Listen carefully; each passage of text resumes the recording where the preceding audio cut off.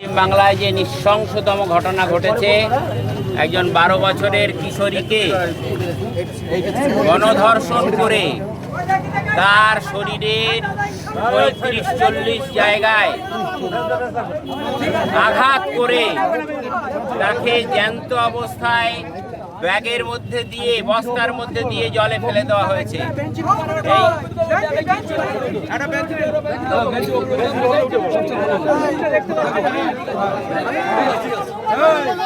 এই নৃশংসতম ঘটনার আমরা দৃষ্টান্তমূলক শাস্তি চাই।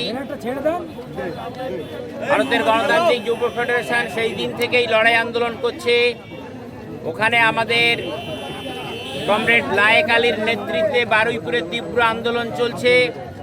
সারা বাংলায় আমরা এই আন্দোলন করতে চাই যে যেভাবে অভয়ার উপরে আক্রমণ হয়েছিল, আগের সরকার তার বিচার দেয়নি, এই সরকারেরও ফন্দি সেই রকম। আমরা মুখ্যমন্ত্রীর বিবৃতি গতকাল আমাদের ভালো লাগেনি।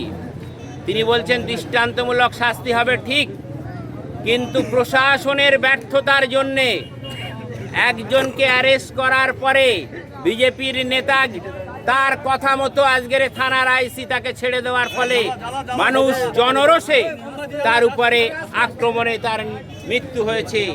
আমরা দেখছি প্রধানমন্ত্রীর লক্ষ্য বেশি জনরোষে নিহত হয়েছে, তার জন্যে 200 মানুষকে তারা বলছেন ভোগাবো। যারা রেল লাইন অবরোধ করেছেন তাদের বিরুদ্ধে ব্যবস্থা গ্রহণে তার যে তীব্র আক্রমণ, যে একজন কিশোরী তাকে নৃশংসতম যে হত্যা করলো, তাকে বলছেন হ্যাঁ বিচার দেব, শাস্তি দেব, কিন্তু আমরা দেখেছি তার উদ্দেশ্য সব সময় একটা সম্প্রদায়ের প্রতি বিদ্বেষমূলক। তাই এই মুখ্যমন্ত্রীকে আমরা হুঁশিয়ারি দিতে চাই যে এই কিশোরীর যাতে দৃষ্টান্তমূলক শাস্তি হয়, না হওয়া পর্যন্ত আমাদের এই আন্দোলন চলবে।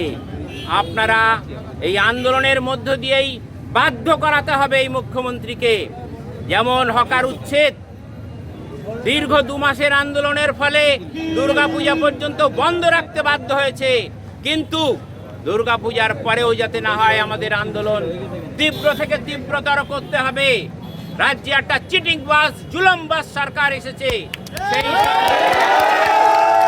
আন্দোলন চলবে। একটা কর্পোরেট জমিদার যোদ্ধাদের স্বার্থবাহী এই সরকার, এই সরকারের বিরুদ্ধে কোনো আপোষ নয়। আমাদের মাঠে ময়দানে পথে এই লড়াই আমাদের জারি রাখতে হবে।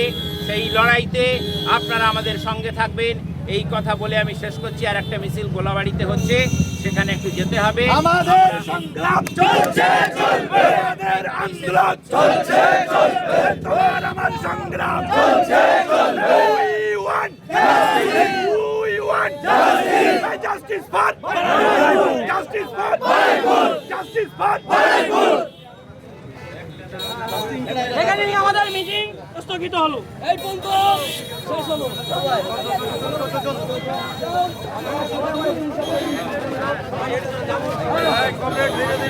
আস্তে আস্তে যাবেন, হ্যাঁ সব যাবেন, চলো তোমরা।